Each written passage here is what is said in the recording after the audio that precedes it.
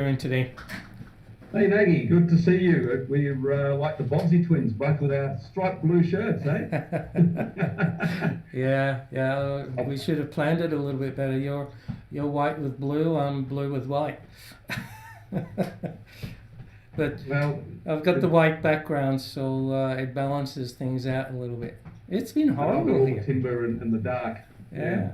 Makes me the better looking one, and all the people viewing would attest to that. I have no doubt at all. Yeah. I guess a lot of people don't realize where you're at. You're in Brisbane. What's the weather like in Brisbane, That's Australia? right. Yeah, we're in Brisbane in Australia, so the time zones are all over the place, and we're currently in heat wave mode. We're in 30 degrees Celsius. I don't know what that is in Fahrenheit, but it's hot. Warm. Beautiful, actually.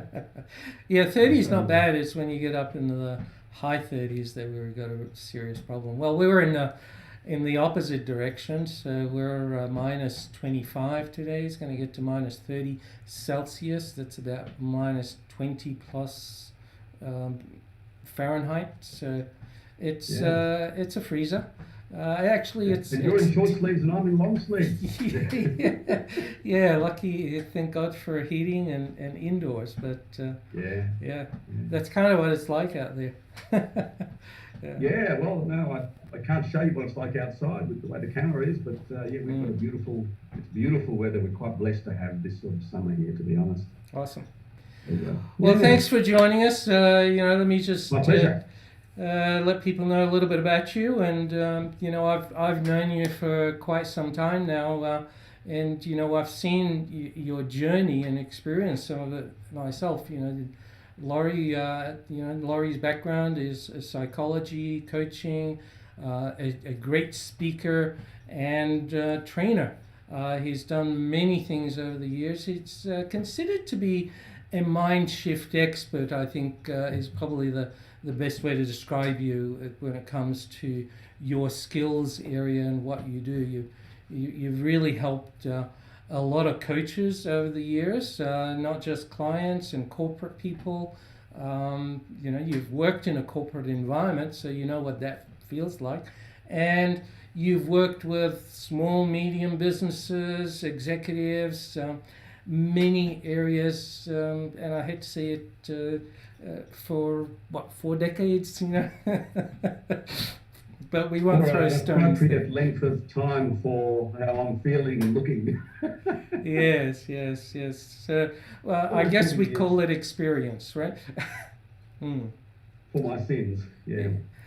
So, thanks for joining me. And, important topic. There's so much going on, as you know, not only with COVID, but I think COVID's accelerated the whole situation, Prior to COVID, we're already seeing the coaching wave. Everybody who has a skill and a knowledge and an aspiration to help others is becoming a coach. And there's a lot of coaching certifications out there and so forth. But I think, when we talk about your experience, I think that you've got a lot of knowledge and experience to share with new coaches, really setting up their coaching practice. What would be the first thing that comes to mind, or the top thing that you would think would be important for them to consider in building their coaching practice? A big question, but I think very pertinent question, given, as you said, that we're at a time where I think in the developed world we are seeing a huge influx in people taking on coaching as a business. And we've certainly seen a huge influx in Australia. A lot of people are becoming all sorts of coaches, never mind what they call themselves: life coach, executive coach, business coach, health coach. Either way, it's helping people achieve something in whatever their life stage and journey is. So it's a growing industry. And I know you're seeing the same in Canada. I know in the States it's a massively growing industry. On one hand, that's a bonus for a lot of people. They say, hey, there must be a big need. On the flip side, I think there's something I've experienced with a lot of people who are in a coaching or related business and have started off. And if there's anything that I would say, it's have absolute clarity in your mind about your rationale, your reasoning for wanting to have this sort of business. I don't like using the word why, but I guess it's why are you doing this? Why are you setting up a coaching business? What are your drivers? That will be the first thing. All right. So is it also important to consider how they became a coach? Is it because, COVID, lost my job kind of thing? Is that what you're talking to about? Yeah. Yeah. Absolutely. So the reasoning as to, it's a bit like saying, well, what are my drivers?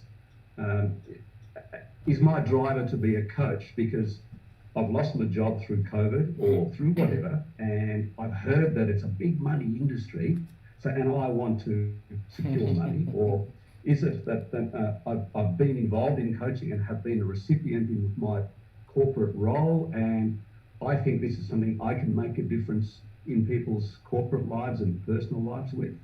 So the clarity is about what the triggers are, if you like, that say, I think this is something that I would want to do. Yeah, I've often seen, lots of numbers about, coaching. I think it was, prior to COVID, it was the second fastest growing industry behind IT, right? Wow. And billions, $100 billion or more, I don't know what the number is, worldwide. But I wonder if that skyrocketed during the COVID stage as well. Mind you, IT probably went up as well because we're all using technology right now. So it's interesting. There's a lot of people get into this, as you say, for the money, right? Is that the right reason, I wonder? I'm going to answer it as a politician. It's not the wrong reason. Let's face it. Okay, good answer. If you believe you have a skill, and let's make an assumption. I have to preface by saying one of the assumptions is that you have also had some training. You've done some professional development in coaching skills, sufficient. And without going into that, that's a whole different conversation about the levels of education. But you have skills. The reality is, it's quite appropriate to say, I need to be acknowledged and rewarded for the use of my skills. I've got no issue with that. But it's actually about the combination of drivers. Examples. I have come across people who have done a training program, have wanted to set themselves up as a coach. So they've got the cards are ready and the shingle on the office door is ready, and they've set up usually the home office. And they haven't really thought through anything more than, hey, I've got a whole background in corporate world and I want to make sure I still maintain a level of income. But they haven't gone the next step in terms of, well, what is it about my thinking and what is right for me in my professional and personal life now that says, this is what's driving me to say, coaching is my avenue to make a difference. Right. So I've come across people who come in a little bit confused and uncertain as to the drivers. And unfortunately, what that does is that quite often at an unconscious level, it manifests itself in the way you engage with your prospective and your existing clientele. In other words, it's part of your unconscious filtering process. So it's interesting, I just want to go back to the first thing you said there, is that they've done some kind of coach training, because I'm seeing a lot of people that are coming out of the corporate world, because the corporate world is pretty hard hit. And there was a lot of great experience and knowledge. There's people with, process engineering, all kinds of backgrounds, Six Sigma, you name it. There's a wealth of process and business knowledge. But they're often not doing coach training to learn how to coach. You were saying that's important, is that right? I'm saying it is more than important. I'm saying it ought to be mandatory. unfortunately, it's one of these growth industries that really doesn't have any regulation. And I know on one hand, regulation can stifle the industry, but at the same time, the lack of can create, at best, mediocrity in the service delivery, and at worst, danger. I have dealt with clients over the years who have come to me. They've had coaches, and the coach has created some problems for them. And often, whilst they might be coached on the so-called basis of business coaching, it's gotten onto a personal level, and the person's just out of the so-called coach without training is out of their depth, but either not recognizing that or not caring about that, and they just keep pushing and pushing, creating damage to an individual. So it's for me, it's having a decent level of coaching training is a must. And down the track, your client base is going to go, you're certified, accredited, qualified, whatever the words are. In amongst the mess of a non-regulated business, be someone that stands out with some accreditations that make sense. Yeah, because I don't think anyone goes into a coaching engagement with the intention of hurting their client. Absolutely not. I would hope not. Yeah, I hope so. You know, everybody. It's a bit dark. Yeah, you know, they all get into an engagement thinking that they are there to help them, and they've got the skills and the knowledge, and they believe in themselves, and so they get the engagement. But as you say, working on the processes of the business rather than understanding the person and the business, it could be a dangerous journey to go on. Yeah. Very much. And is that what the coaching training? Sorry, you won't develop a good business. Yeah. And is that what the coaching certification should provide the coach, that people aspect side of things, or is there something else that they should be considering? To my thinking, yes, it ought to. And I know there's a lot of, across all of our different countries, a lot of providers of coaching skills training. There are a number of national and international certification bodies, not regulated, as in it's not mandatory, but at least they're putting some standards out. So I think there's a starting point in the industry that's early days, that's suggesting that at some point in time we will have some minimum standards of education and therefore certification. I don't know about you guys there, but here in Australia I think we're a fair way off that, as in years off that, but at some point in time we'll see it.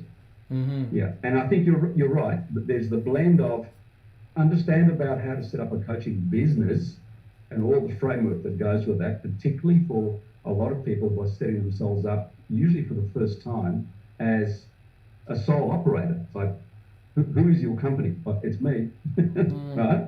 And that's a lot of coaches. They're not part of a broader company. Plus, obviously, there are some business skills there.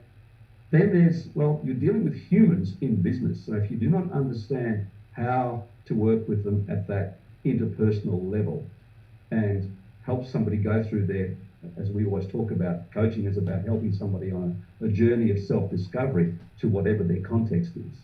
You need that blend at a fundamental level. That's a long way of saying yes to your question. Yeah, it's a very interesting one. You know, while you were talking there, my mind was going to, well, when a coach is trying to build their business, they need to get clients, right? You know, if we put ourselves in the shoes of the client, and as you say, they're looking at a coach from a perspective of, you know, what certificates do you have, what degrees, what background, you know, why should I trust you? And if it's a small business, you know, I'm going to trust you with my livelihood. Can I do that? Even in an executive corporate world, you know, if it's a leadership coaching, you know, the wrong advice could lose you your job, right? You know, the wrong coaching can hurt you and hurt the corporation. So is it, do clients really scrutinize that to that extent, or is it just comes down to, oh, I like you, I trust you, let's go? Mm. Um, my honest answer is I think most clients don't. Mm. And that to me is it's not a problem until you come across somebody who doesn't have at least the fundamental coaching skills to engage properly. I'm sure you have to learn. And the reason I say they don't is that, I don't know about you guys there, I've seen, if you go on a lot of social media, LinkedIn, Facebook, it doesn't matter. It's almost like every person's out there putting their shingle out, oh, I'm a this coach, I'm a that coach. And they're very good at their marketing, not necessarily the skill of following through with the business of coaching. Mm. And I think what's happening is that clients are getting, some clients, this is a gross generalization, some clients are being seduced by the clever marketing and not recognizing that that does not necessarily equate to skilled delivery of coaching. Yeah. And what's been created for a lot of clients, I see this very much in the small business sector, the micro to small business sector. So that let's say that the people are it's picking up $5 million or $10 million and less, maybe up to 10 employees. They're being seduced by the marketing. And if they're getting mediocre coaching, let alone bad coaching, they're perhaps not even recognizing that it's mediocre. So they're setting by default a standard of good coaching is what you and I would call, it's mediocre. And this is one of the reasons I think that we have to drive some framework that says there are some minimum requirements. Yeah, it's funny. It's funny you went. Hobby horse of mine. Yeah, it's funny that you went to, the marketing skill and the sales technique, if you like. Someone can be a really good salesman and sign up a lot of clients. As you know, I ran a coaching firm, and we've seen, those types of coaches, but they don't deliver, and their churn rate is just so high, it's actually scary, and we've had to stop that. But more often than not, I'm seeing coaches that want to coach, want to learn how to coach, but don't know how to get a client. So is this all a mindset thing? How do you get these people to bridge the gap, and how do you get those people to bridge the gap? What's the journey that they need to go through to become that? Because I've seen when somebody becomes that person, if you take either one and teach them that, they're just amazing, right? Yeah. And I think you've hit the nail on the head. I was about to jokingly say, the answer to your question is, well, you have to buy my 10-week program and 6-month this. But in a way, that's quite true. I say it jokingly, but they do need some of that business education, because particularly for people who are setting themselves up, not going in as a coach to an existing business where the infrastructure may be there, they do need some skill development. I was having a conversation with a really experienced coach just yesterday, someone I've got a lot of time for. And we were talking about good old situational leadership, which was an old model but still stands true. So what do you need to do when you're dealing with one of your team members? Is it about competence or is it about confidence? And she used the expression, is it the can or the will, And I think from a coaching point of view, you're setting up your business, in some cases, and they come with incredible corporate experience, business professional experience. But how do you translate that into two things? Your own business plus your coaching practice and framework. You do need some skills. So in a lot of ways, I think that the need is for people to recognize that at some point they're going to need to resource a team of people, if you like, a team that's going to help you set yourself up for success. I'm no expert marketer at all. When I need to, I will find some resource to help me. I need to understand what I want to market so I can work with them. I'm not a huge process person. When I need to look at my business, I have someone I can talk to about that, who can help me with some structure, some skills. And when I used to have hair before process, when I can't do it, please do it for me. But I think it is about, don't just think because you've had great success in one environment, corporate or community, whatever it is, that you can just take that out into a completely different context, the coaching business, and it will be there. You've probably come out of an environment that had the infrastructure to help you with the other marketing, commercial, financial skills, let alone coaching skills. So what I'm hearing is if I can summarize it, it sounds like there's three things. One, you need to know how to get clients. Okay, and getting clients is your message, who you are, your marketing, your sales, etc. And being able to close clients is an important skill that people need to have. Two, you need to know how to keep clients, and that's the coaching conversations and the coaching skills and getting them results in order for them to stay. But there's a third one that most coaches don't think about, and I think you've hit it on the head. They're running a business.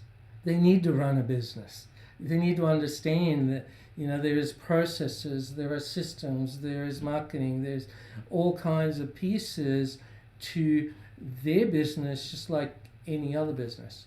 Am I missing anything there? Is that? Would you agree with that? No, I think that's pretty much a good summary. And the key message that underpins all that is a really, really fundamental one. If you don't have a certain skill level to create the building blocks of an effective business, either learn those skills or source the resource that will help you with them. And I know a lot of people say, well, I haven't got the money yet. Well, in this day and age, there are so many ways you can access resource. Yeah. There's a lot of really good resource and networks available online. We're a global, if anything, COVID has proven how global a community we are. Access the damn community and learn. So I think that's one of the big things. Yeah, that's an interesting additional point, because I wonder how many coaches are in coaching because of whatever happened with COVID, and it's a financial thing. I need to go and make some money, but I want to coach. I don't want to spend money on someone else doing sales and marketing, so I'm going to sit and learn it. And they spend a year at it and they still haven't got any business, any clients, because they're still learning this vast new world of technology, etc. What's the right answer there? Right answer, I don't know about right, but the thing that triggers for me is and I've been challenged with this very same thing throughout my own career at various points as well. And it's a little bit like, what's the real poke in my ribs about that? So, okay, if I've just wanted to start up a new business and I've had the poverty mentality, I can't afford to pay someone to help me with marketing. I can't afford for this. I can't afford to learn that. I just have to fake it till I make it. I just have to work it out somehow. And I've seen coaches do this, so have you. 12 months down the track, 18 months, 2 years, they've got half a dozen clients, but they show the world, oh, I've got this business, it's great. No, you actually got a hobby. I think that's one of your expressions. You don't have a business, you have a hobby. Yeah. So you look at that and say, what was the income you had hoped to gain over that period of time, which you did not gain? What? And you're still around, so you haven't gone under, thankfully, right? Some have. So then you say, even if I had somehow found a fraction of that income I had desired but did not gain because I didn't put steps into action, if I had found some funds to invest in a marketer or get involved in a network or a mastermind group, I mean, you can just keep adding the list of where the opportunities are. Would that now have given me what I wanted or even more? The answer is most likely yes. Well, The it's a, you know, the concept of sunk cost. If I find the funds up front, use it wisely, and leverage off what I've gained, then I ought to see the results of my business. Never a guarantee, but you increase your likelihood. yeah, it's a bit So of a it's not challenge. really an answer, but that's where it takes me. It's a bit of a challenge because it's a fear of what if it doesn't, versus, you know, the math. The math, you know, says, okay, you know, if it's going to take you 12 months, and that's 12 months of income, call it six figures, $100,000. You know, what if you spend 5% of that up front to get you going, instead of wasting potentially $100,000 worth of revenue? Or for some people, you know, you still got to pay your rent, you got to pay your mortgage, you got to, you know, you got to turn the lights on, you got to feed yourself.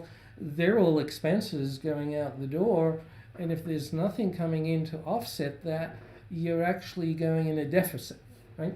Yeah. And it is that is where the mindset comes in. You know, am I coming from a position of scarcity or poverty or focus? And that's what I'm saying, your drivers, are they significant and important enough for you to say, this is the business I want to achieve in?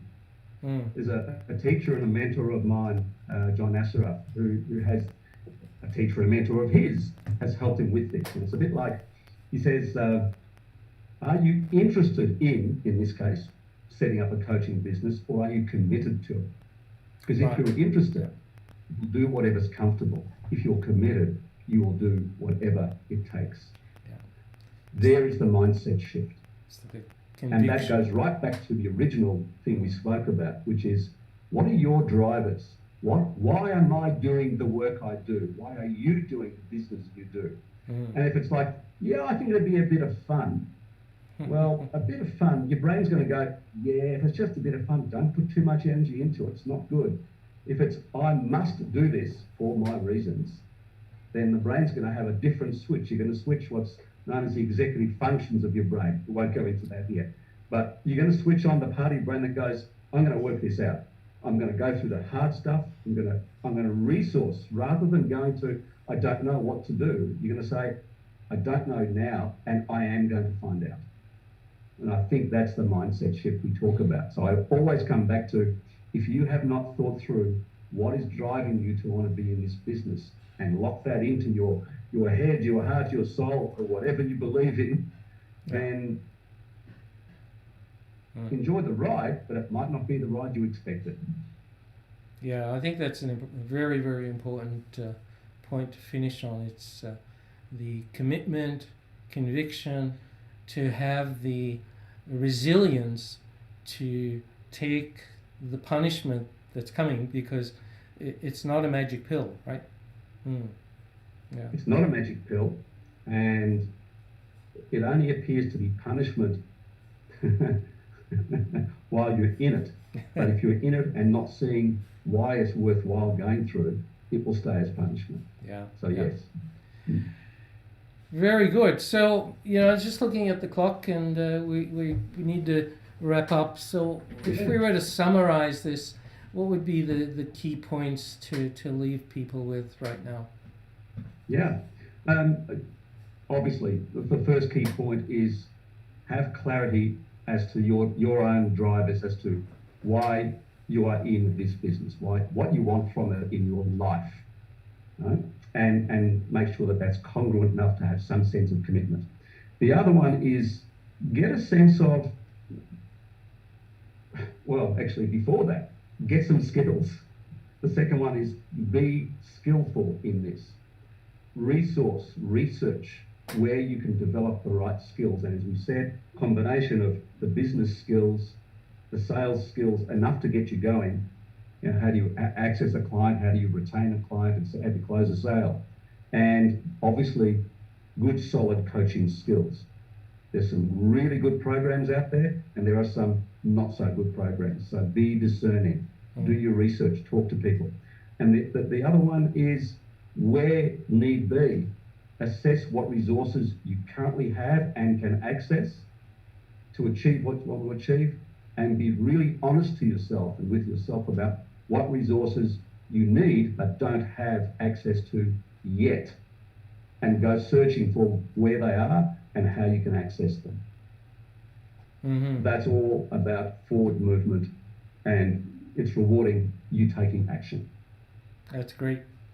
That's an excellent summary, and really appreciate you taking the time today. I know there's 1,000 things that you and I can cover, and I hope we have the opportunity to have you back, and explore some of those other mind shifts that people need to make in order to be present in this journey and committed, as you say, to this journey. There's no point in showing up and you're distracted by many things. You really need to be present and focused and committed to that journey. So absolutely, and yeah, I would love to have those conversations over time. As you just said, you and I, there's a lot we can go through. Yes, absolutely. Well, thanks, Lawry, and I appreciate your time, and enjoy the rest of your day. It's coming up evening here, afternoon, but yeah. Morning coffee time for me. Excellent. Australian brew. All right.